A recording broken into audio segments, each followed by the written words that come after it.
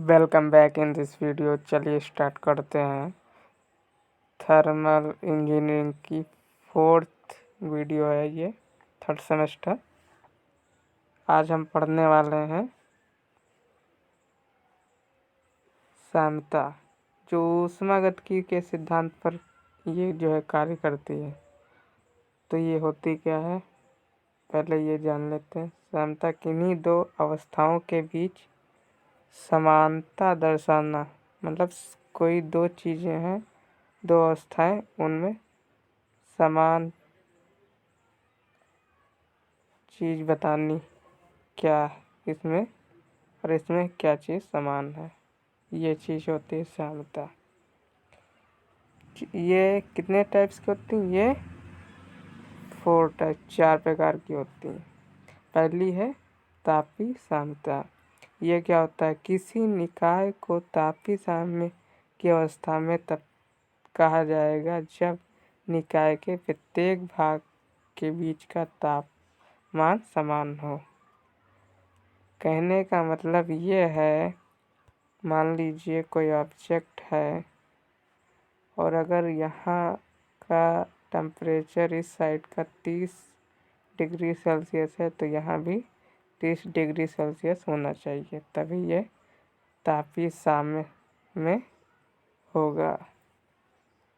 अब आगे बढ़ते हैं।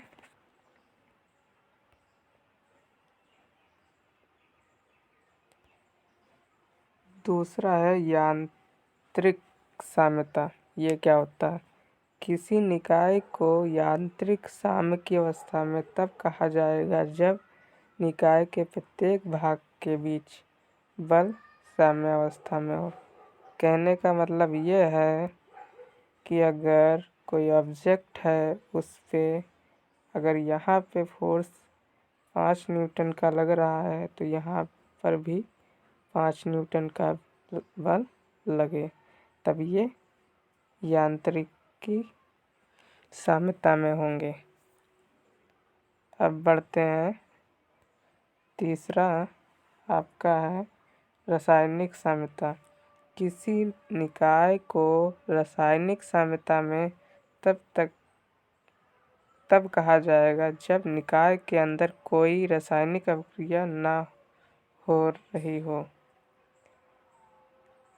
कि कोई निकाय है जैसे, और उसमें कोई रासायनिक क्रिया अंदर ना हो रही हो, तब भी वो क्या होंगे, रासायनिक साम्यता में की अवस्था में होंगे। अब 4th है आपका ऊष्मागतिकी साम्यता।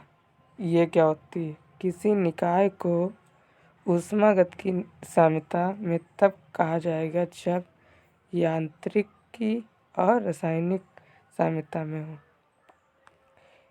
जो इससे पहले 2 साम्यता हमने पढ़ी, 3 पढ़ी, पहली वाली तापीय साम्यता छोड़ के, जो 2 यांत्रिकी साम्यता और रासायनिक साम्यता, ये दोनों अगर साम्य अवस्था में है, अगर एक ही निकाय में यांत्रिकी और रासायनिक दोनों साम्यताएं हैं, तो ये ऊष्मागतिकी साम्यता होगी।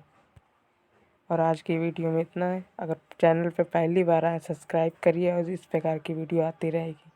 Thank you.